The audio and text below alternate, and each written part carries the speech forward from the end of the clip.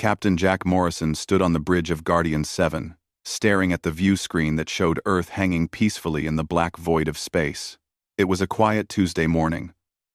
Or at least as quiet as things got on an orbital defense platform.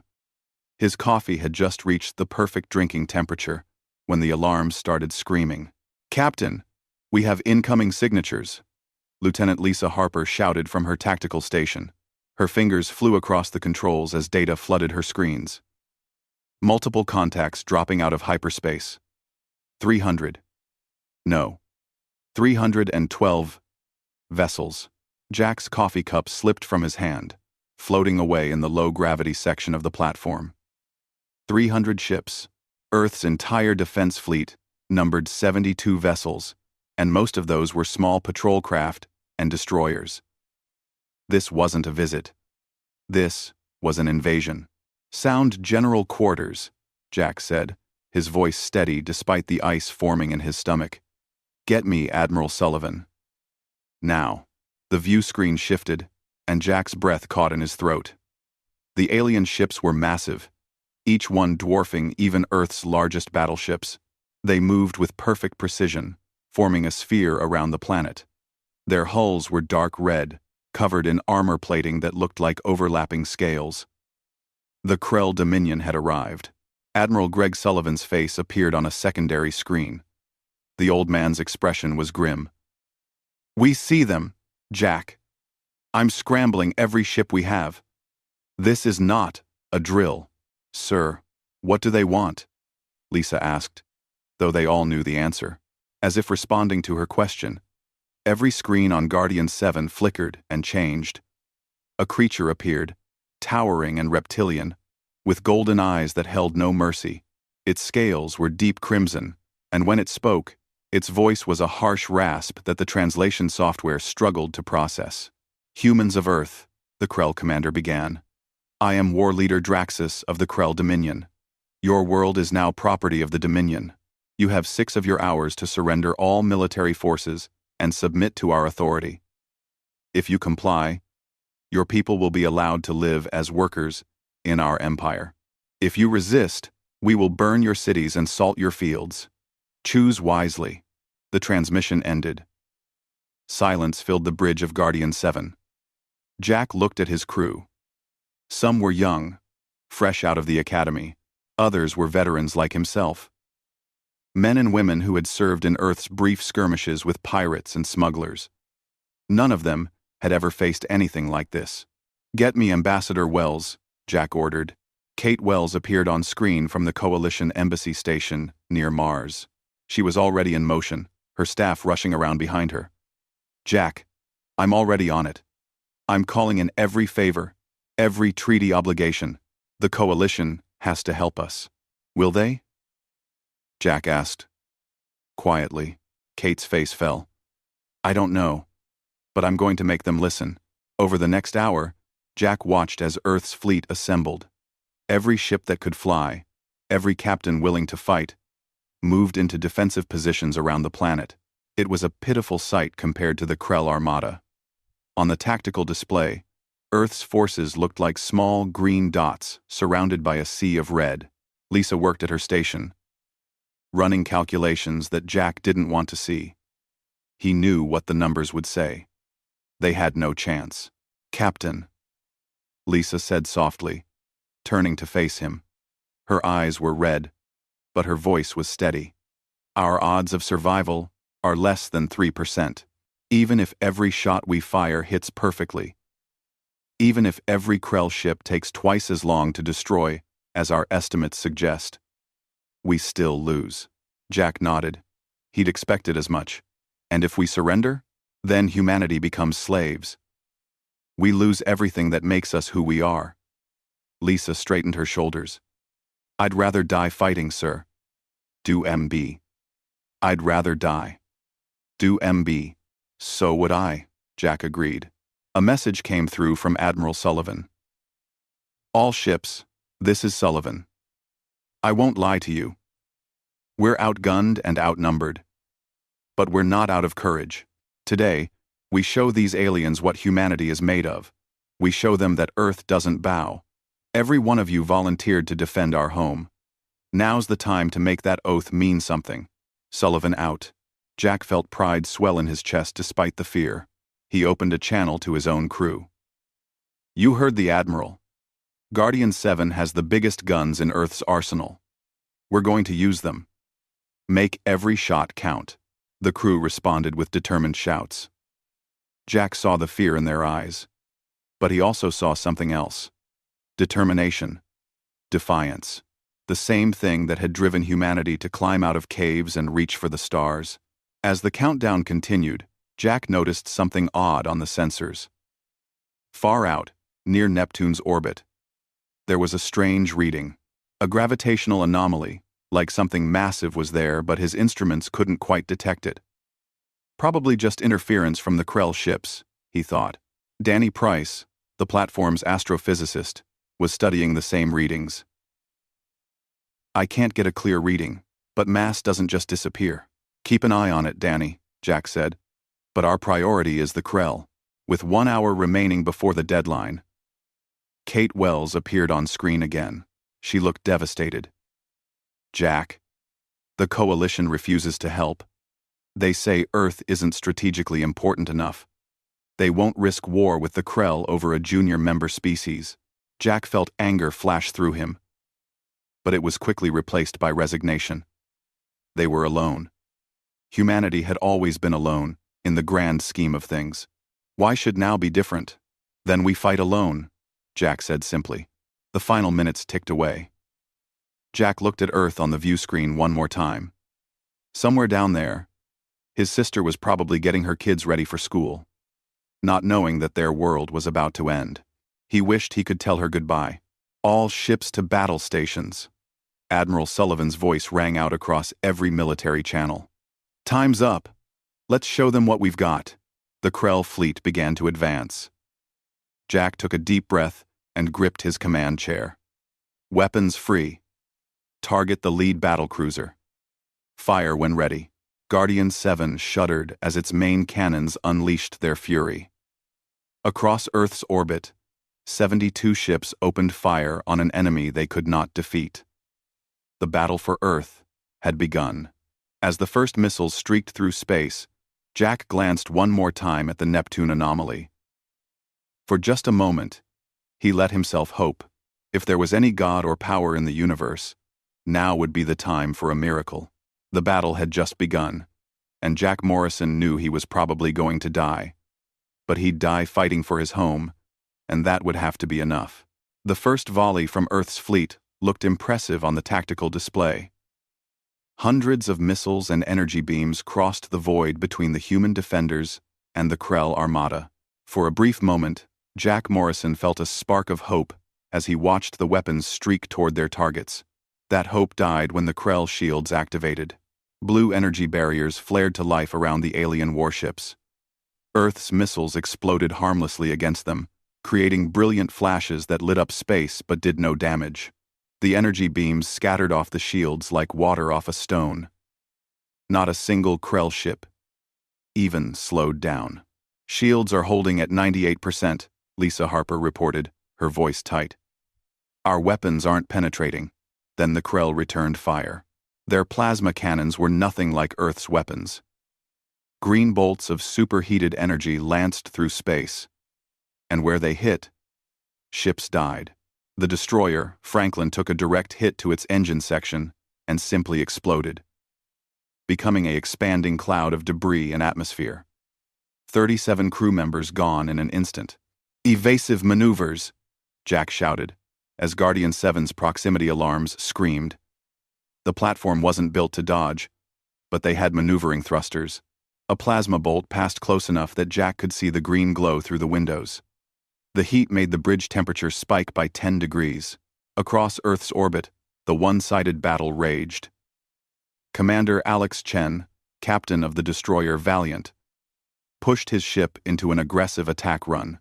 His voice came over the fleet channel. All fighters, form up on me. We're going for that battle cruiser's engines. Jack watched on his tactical display as Alex led 20 small fighter craft toward a Krell battlecruiser that was 3 times the size of Guardian 7. It was a suicide mission, and everyone knew it. But Alex had always been the type to charge straight at impossible odds.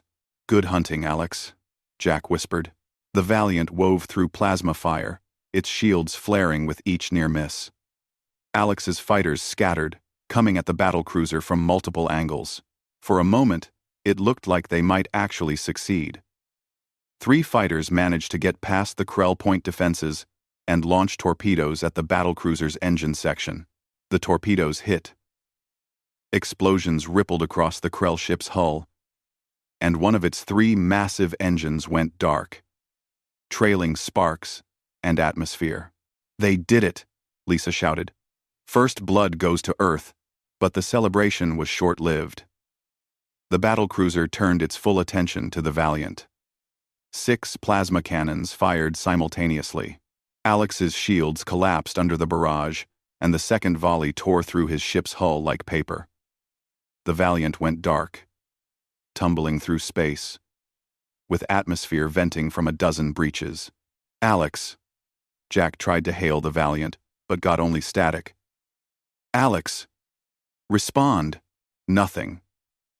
Jack's fists clenched. Alex had been his friend for 20 years. They'd served together on the old Gibraltar before Jack had been promoted to Guardian 7. "Captain, I'm picking up escape pods from the Valiant," Danny Price reported. "Looks like some of the crew got out. Some. Not all. Never all." The battle continued to turn against Earth. Within 30 minutes, 20 human ships were destroyed or disabled. The Krell hadn't lost a single vessel. Just that one damaged engine. Their formation remained perfect, tightening around Earth like a noose. Colonel Maria Santos, commanding the ground forces in New York, sent a grim update. "Krell landing craft are launching. We're detecting at least 50 troop carriers heading for major cities, deploying all available forces to intercept." Jack felt sick. The space battle was lost, and now the Krell were going to take the fight to Earth's surface. Billions of people were about to learn what it meant to face the Dominion soldiers. An explosion rocked Guardian 7.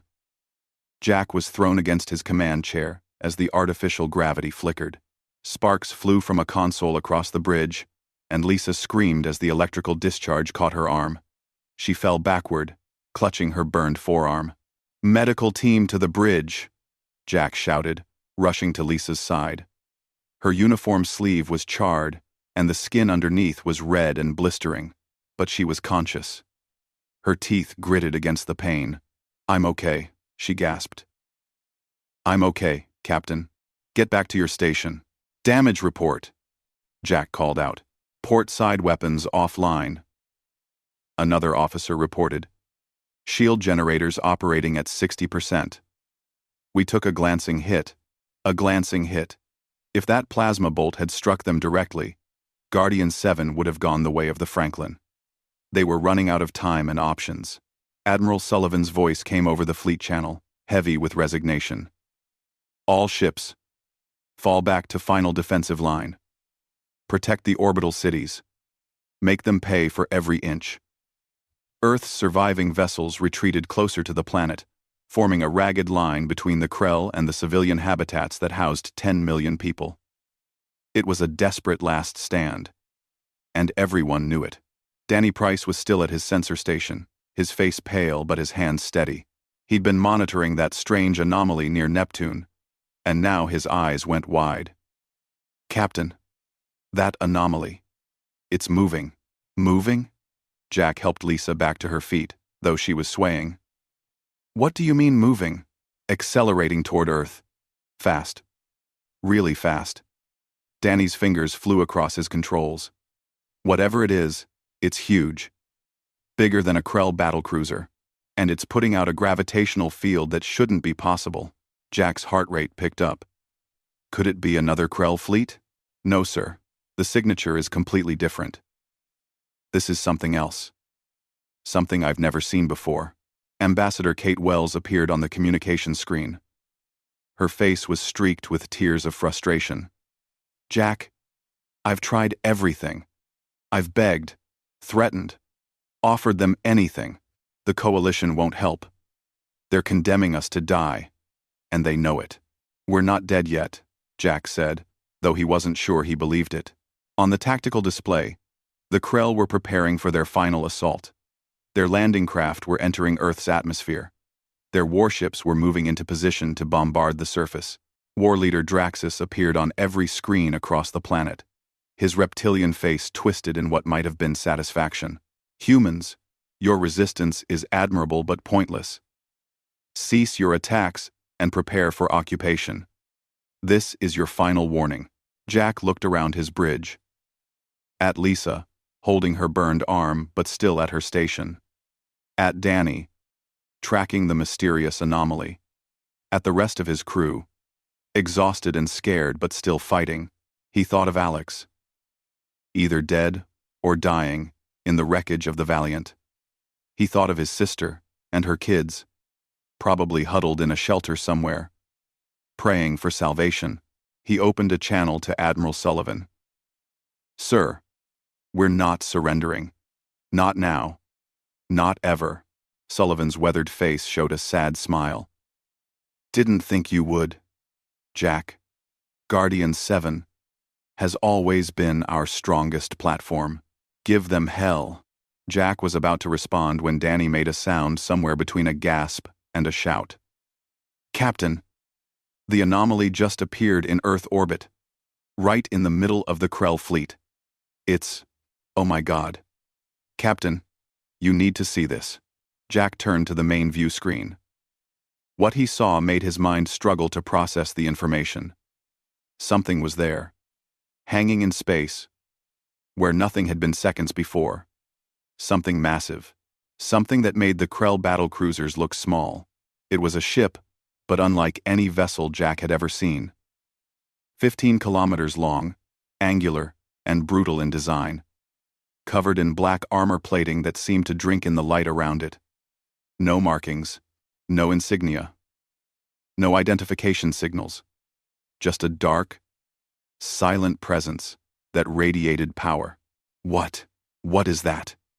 Lisa whispered. The Krell fleet had stopped their advance. Even they seemed confused by this new arrival. Jack could see their ships, adjusting position. Weapons turning toward the unknown vessel. "Try to hail it," Jack ordered. "All frequencies." For a long moment, there was only silence. The unknown ship hung there, massive and mysterious. Then, without warning, hundreds of weapon ports opened along its hull, glowing with a blue-white light that Jack had never seen before. "Oh no," Danny breathed. "Captain, it's powering weapons. Energy readings are off the scale." Jack's mouth went dry. Who are they targeting? Us or the Krell? Everyone on the bridge held their breath. The fate of Earth hung in the balance, dependent on the whim of whoever controlled that enormous, unknown vessel. The unknown vessel hung in space like a dark angel, its weapons ports glowing with deadly promise. Jack Morrison counted the seconds in his head, each one feeling like an eternity. 5 seconds. 10 seconds. Who was this ship? What did they want? War leader Draxus broke the silence first. His face appeared on every screen. His golden eyes narrowed with suspicion and anger. "Unknown vessel. You have entered a Krell military operation. Identify yourself immediately and withdraw, or be destroyed." The mysterious ship remained silent. No response. No signal. Just that ominous presence hanging between Earth and the Krell armada. Jack noticed something odd about the way it held position. The ship wasn't using visible thrusters or engines, yet it maintained perfect stability. "Captain, I'm analyzing the hull," Danny Price said, his voice shaking with excitement or fear. "The armor composition is unlike anything in our databases. Thanks for watching. The technology is centuries beyond what we have. Beyond what the Coalition has. Beyond even the Krell." Lisa Harper leaned forward at her tactical station, ignoring the pain from her burned arm. "Whatever those cannons are, they're not plasma. Not lasers. Not anything we've cataloged."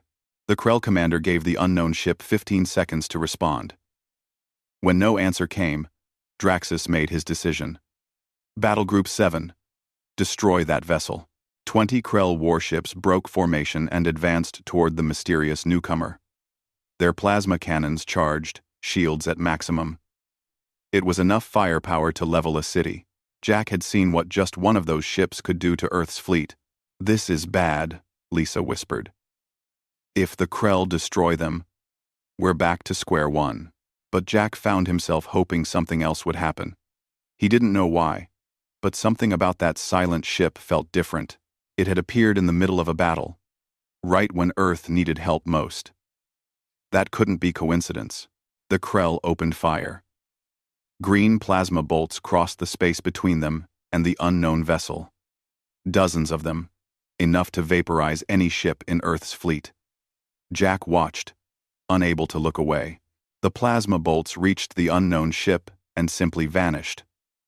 Not deflected by shields. Not absorbed. They just ceased to exist a few meters from the hull, as if the space around the vessel refused to let anything harmful through. "How is that possible?" Danny breathed. The mysterious ship's response was immediate and devastating. Blue-white beams lanced out from the weapon ports. They didn't look like normal energy weapons. The beams were perfectly straight.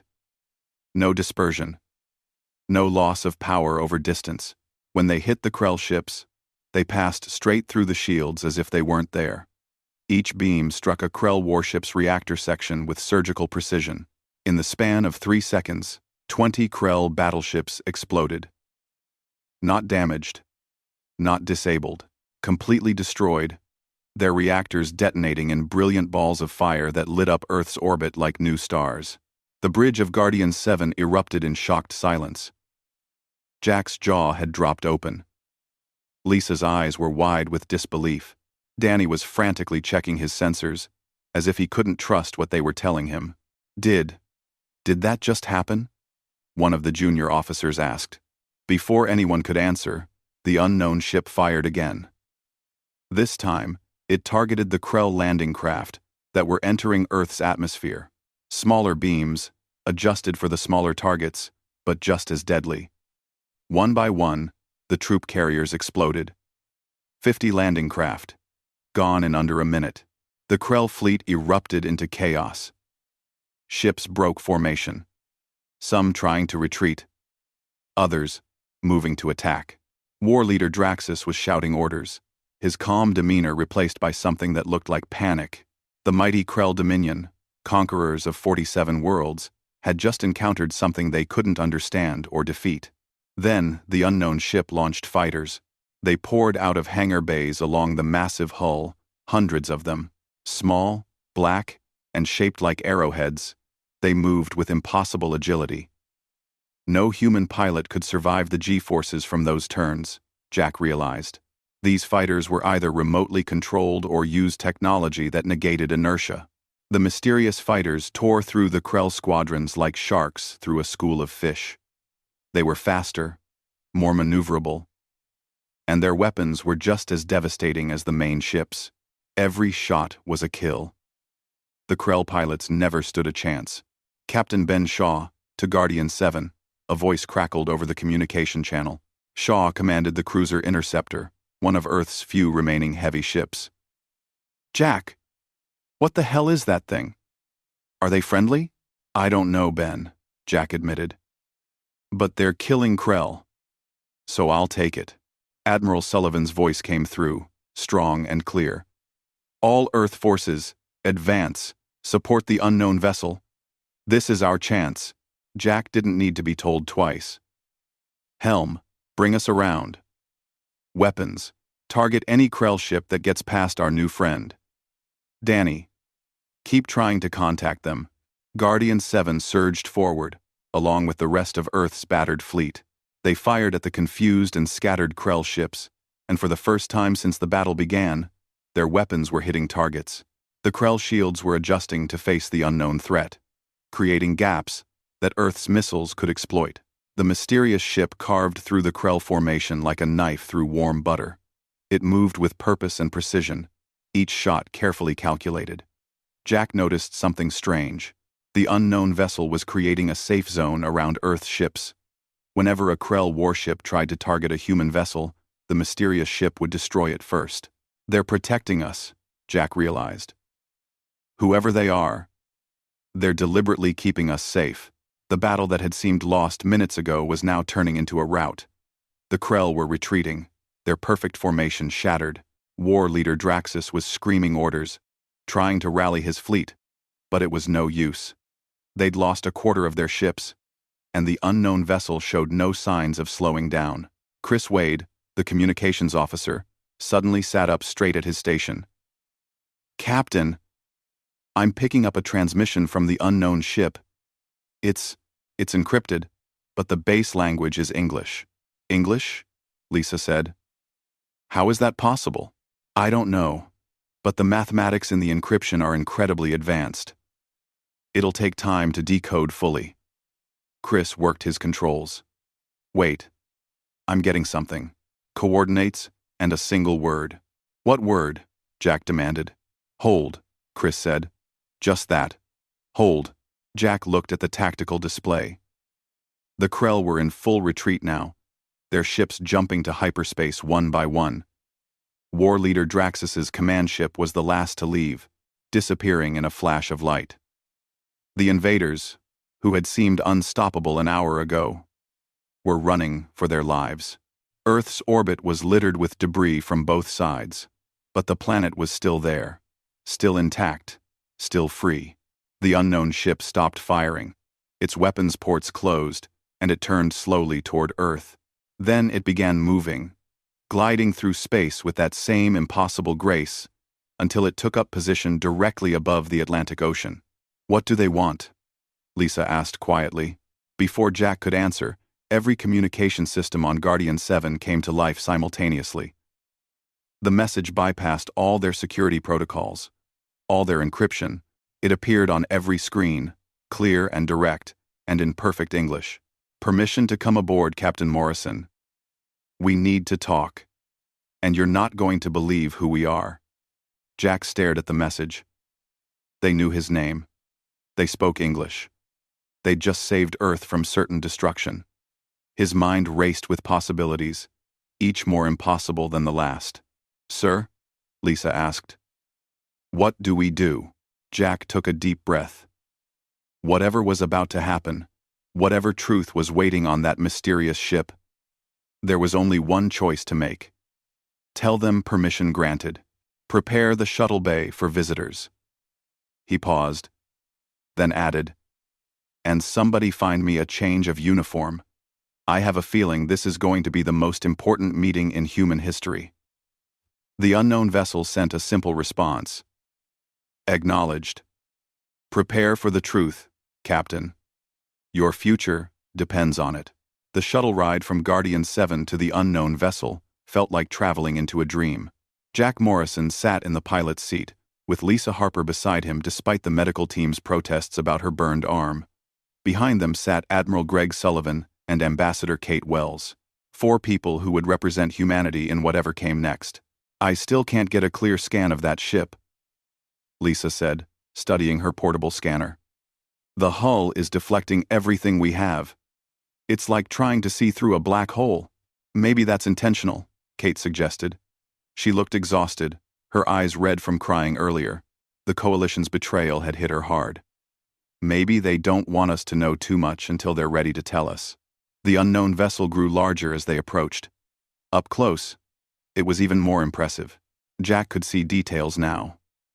Weapon ports everywhere, reinforced sections that suggested heavy armor, and strange geometric patterns etched into the hull that might have been decorative or functional.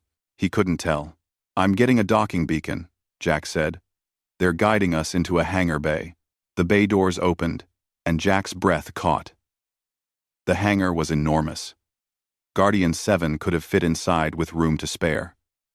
Dozens of the black fighter craft were lined up in neat rows, and he could see larger ships that might be bombers or transport vessels.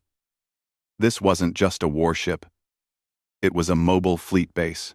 As their shuttle settled onto the deck, Jack noticed something that made his skin prickle. The interior design was human, not alien. Not some strange coalition style. The walkways, the lighting, the way the space was organized. It all screamed human engineering. But advanced. So far advanced it seemed like magic. The shuttle's external sensors picked up atmosphere in the bay. Breathable air, Earth standard pressure and temperature. The hangar had gravity too. Not spinning sections but actual artificial gravity that shouldn't exist yet. Well, Sullivan said, standing and straightening his uniform. Let's go meet our mysterious saviors. They stepped out of the shuttle onto a deck that hummed with power beneath their feet. A group of people waited for them. People, not aliens. Humans wearing black uniforms without any insignia or rank markers. The uniforms were fitted with technology Jack didn't recognize. Small panels and devices integrated into the fabric itself. A woman stepped forward. She was tall, with dark hair pulled back in a tight bun, and eyes that had seen too much combat. Scars marked her face and hands, the kind soldiers got from real battles.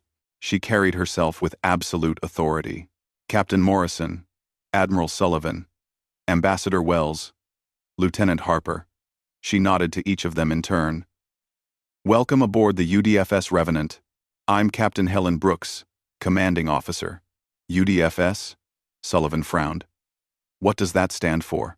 United Defense Force Ship, Helen replied. I know you call your vessels EDF, Earth Defense Force. The name changed sometime in the next few centuries. The words hung in the air like a bomb.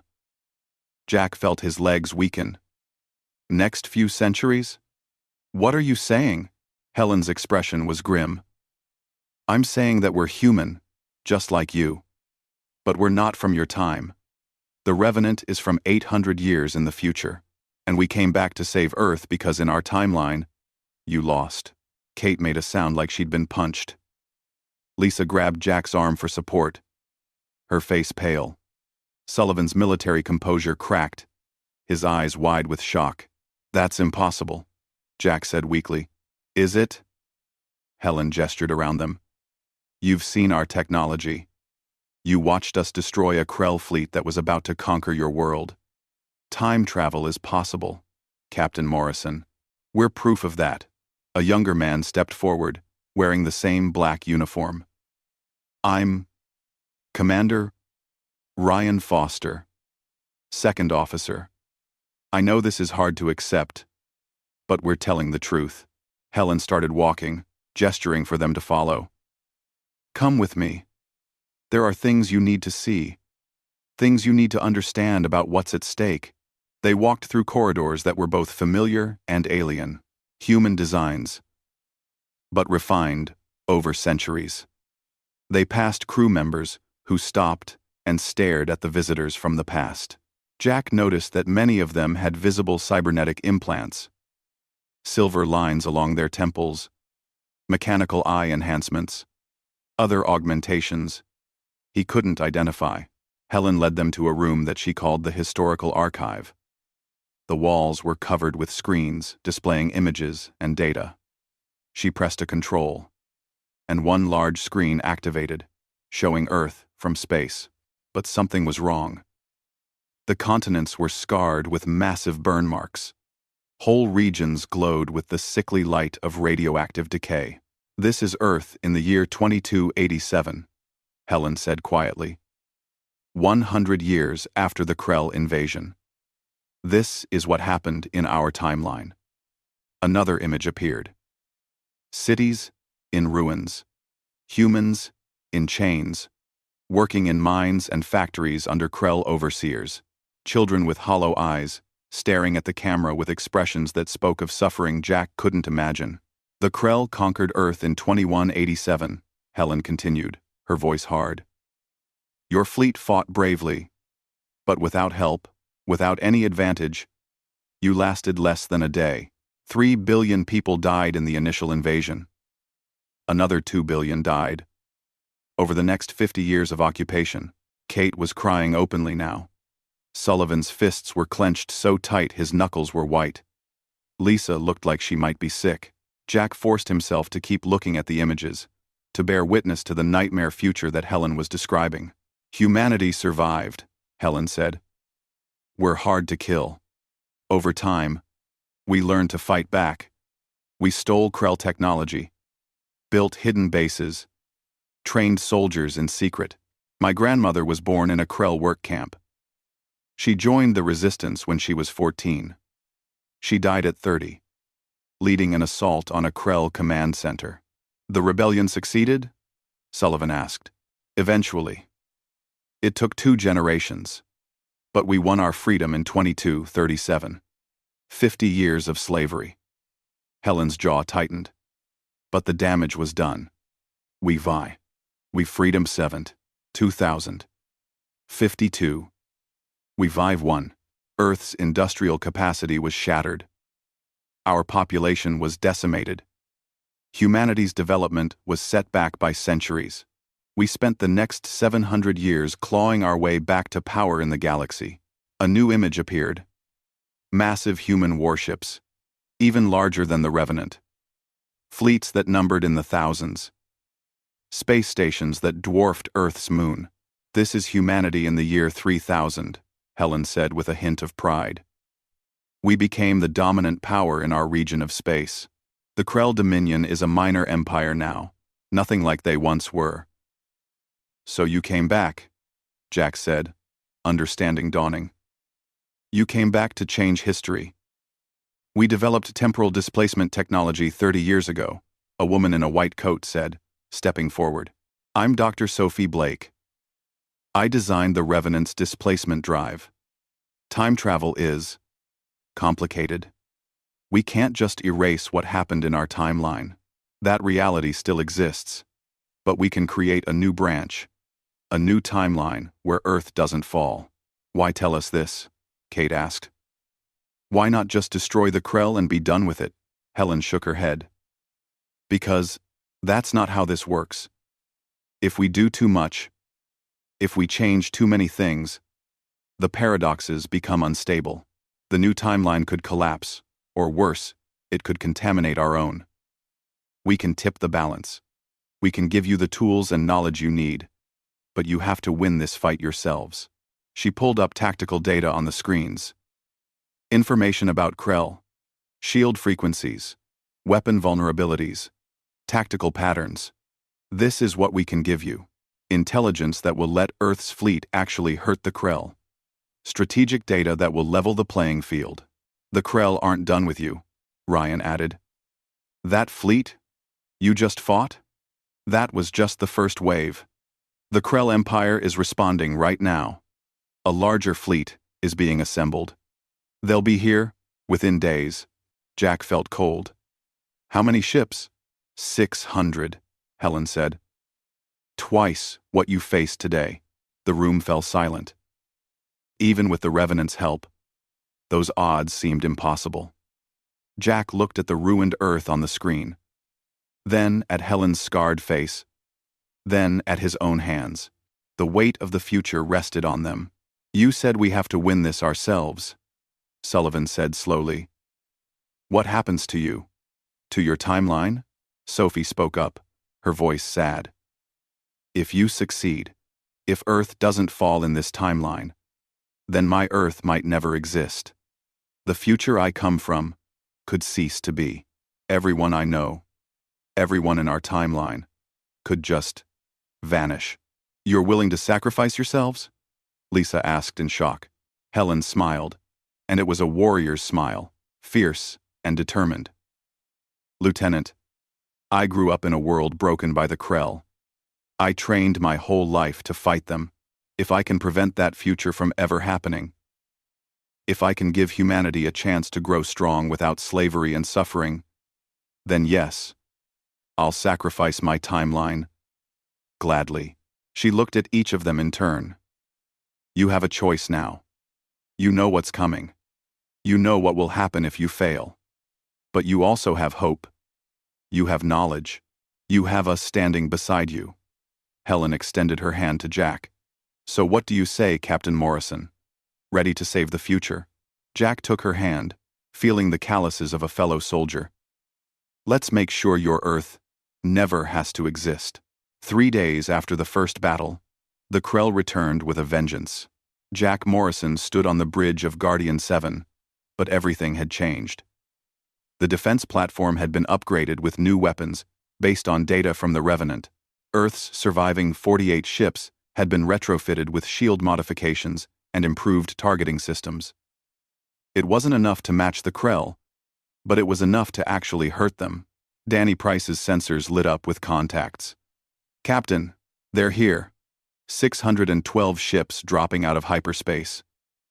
The Krell brought their entire regional battle fleet. Jack's stomach tightened, but his voice was steady. "Sound general quarters. All ships to defensive positions. Is the Revenant ready?" "Ready, Captain." Helen Brooks's voice came through the communication channel.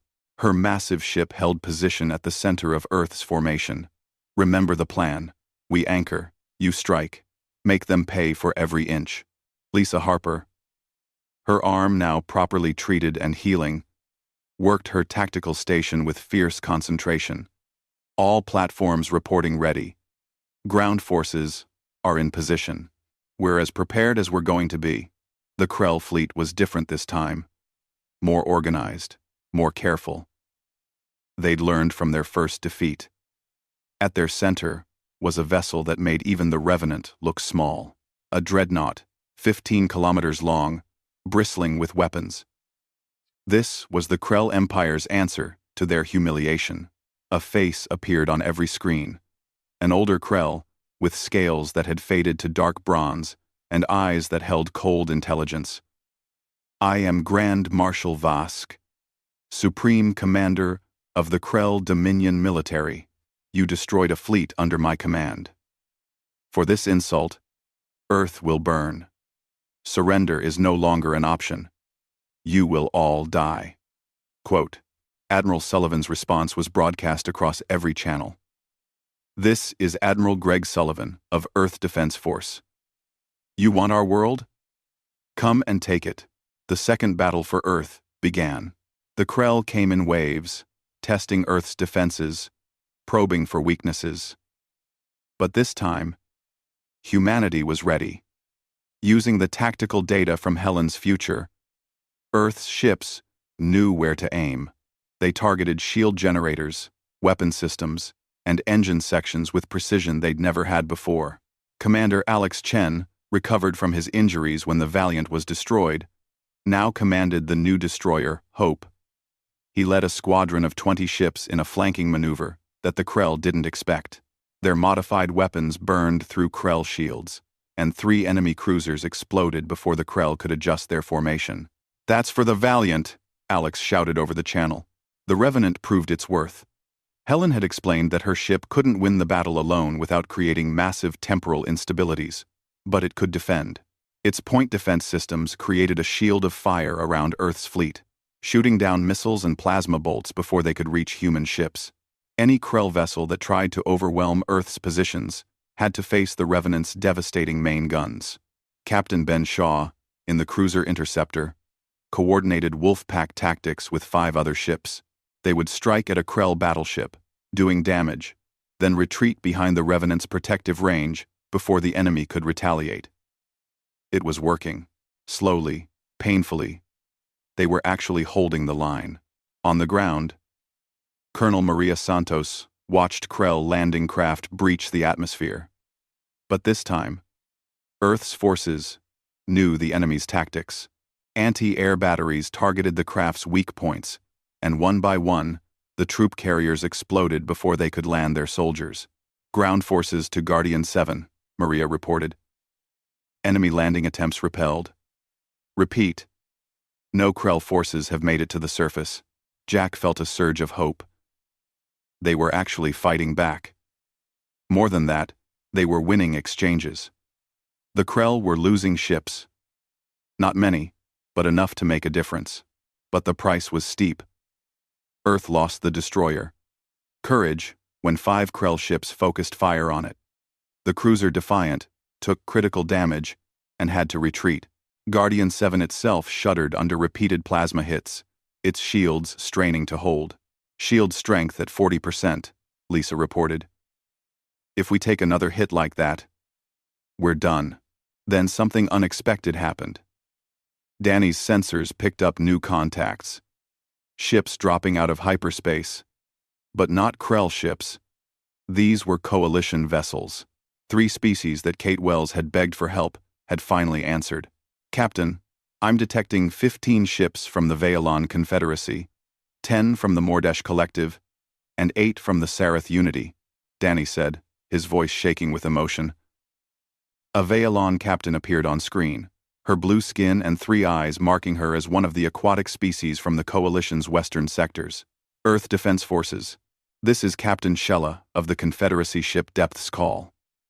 We apologize for our delay. Some of us still remember what it means to fight for survival.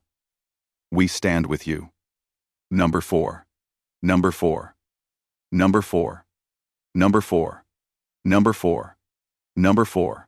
Kate Wells, monitoring from the command center in Geneva, burst into tears. They came. Oh God. They actually came.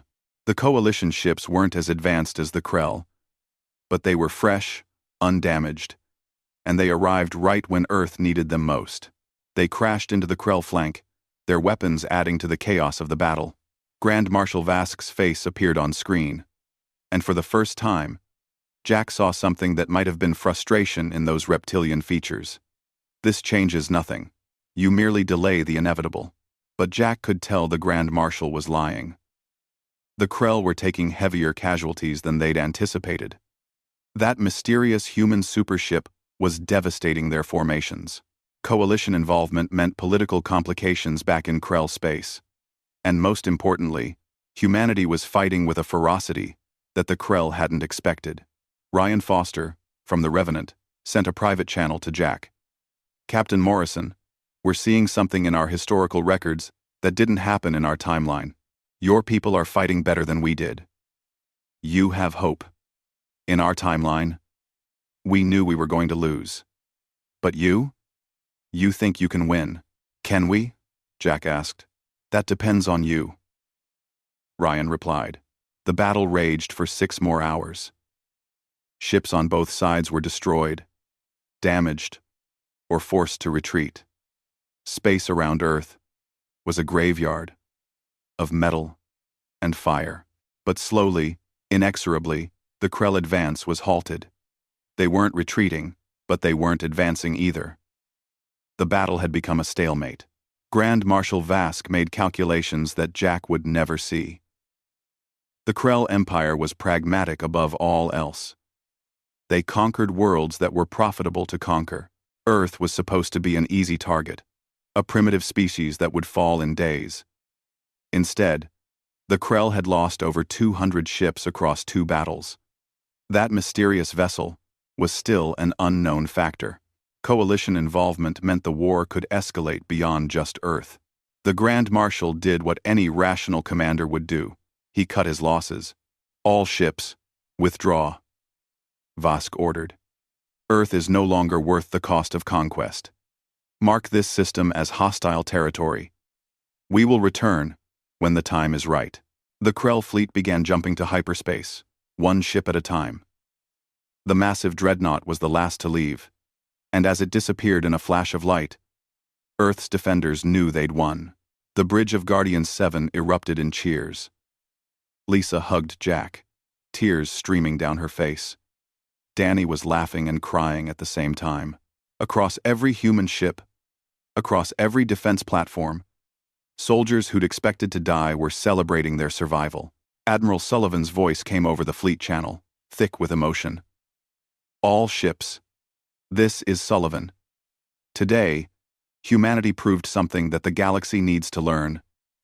We don't bow, we don't break, and we sure as hell don't give up. Well done, everyone. Well done. Jack opened a channel to the Revenant. Captain Brooks, we did it. Earth is safe. Helen's face appeared on screen, and Jack saw tears on her scarred cheeks. You did more than that, Captain. You gave my people a future we never had. You proved that humanity can stand against the dark without being broken by it. 2 hours later, Helen brought her senior staff down to Earth's surface. They landed in New York, in a plaza that had been cleared of debris from the battle. Thousands of people gathered to see the mysterious saviors who had appeared from the future. Jack met them there, along with Sullivan, Kate, and Lisa. Helen stepped off her shuttle and took her first breath of Earth air. Her Earth had been poisoned by radiation. This Earth was clean, alive, full of promise. "It's beautiful," she whispered. Commander Ryan Foster walked to a memorial wall that listed the names of soldiers who died in various conflicts. He found his grandfather's section. But the name that should have been there, the name of a soldier who died in the 2187 invasion, in his timeline, was missing. "He lived," Ryan said softly. "In this timeline, my grandfather survived." Dr. Sophie Blake confirmed what they all suspected. "The timeline is changing, stabilizing into something new. My instruments show that our Earth, the one we came from, is becoming less probable, less real. We're fading." Helen didn't look sad. She looked at peace. She'd accomplished her mission. "Earth's leaders." She addressed Sullivan and the politicians who'd gathered. "Listen carefully. The Krell will test you again. So will others. The galaxy fears what it doesn't understand, and humanity is becoming something they've never seen before. Build your ships. Train your soldiers. Make alliances, but never depend on them completely. Stand on your own feet, and the stars will be yours." She turned to Jack and took his hand one last time. "Thank you for giving us the future we died fighting for. Thank you for proving that humanity can win without losing its soul in the process." "Thank you for giving us a chance," Jack replied. The Revenant's crew said their goodbyes. Some visited places they'd only seen in history books. Others simply stood and looked at the sky, at a world that was whole and free. Then, as sunset painted the sky orange and red, they returned to their ship. The Revenant rose into orbit one last time. Helen sent a final transmission. "The future is yours now. Make it better than ours was. Make it so ships like the Revenant never need to exist." The temporal drive activated. Reality bent around the ship, creating a tear in space-time that glowed with impossible colors. In a flash of light that was visible from the ground, the Revenant disappeared, returning to a future that was already fading from existence. 3 months later, Earth had changed.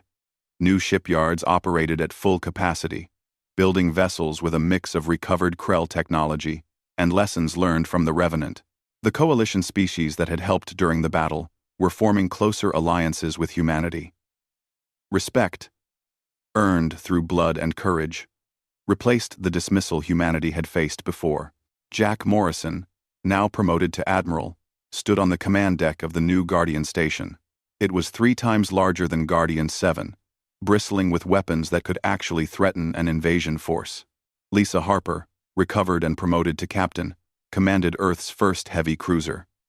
Danny Price was helping design the next generation of sensor arrays. Kate Wells was negotiating treaties that gave humanity real power in galactic politics. Alex Chen was training the next generation of destroyer captains. Ben Shaw oversaw the new fighter corps. Admiral Greg Sullivan stood before a memorial wall in Geneva. Fresh names had been added to it. Soldiers who gave their lives in the 2 battles for Earth. But millions of names that existed on Helen's version were absent. Those people lived. Those children grew up free. That future had been prevented. A new plaque hung beside the memorial. It read, "In memory of those who gave their lives defending Earth, 2,187, and in gratitude to those from a future that will never be, who ensured humanity's tomorrow." In orbit above Earth, construction crews worked on humanity's first dreadnought. It was massive, powerful, and built with one purpose: to ensure Earth would never need saving again. Admiral Sullivan had chosen its name personally: the UDFS Revenant. A ghost ship for a ghost future. A reminder of what could have been, and a promise of what would never be. The galaxy had tried to ignore humanity. They'd tried to abandon humanity. The Krell had tried to conquer humanity. All of them learned the same lesson. A lesson that would echo across the stars for centuries to come. Humanity doesn't ask permission to survive. They don't wait for rescue. And they never, ever give up. The unknown vessel had decloaked and entered the fight for Earth. But in the end, it was humanity that won it.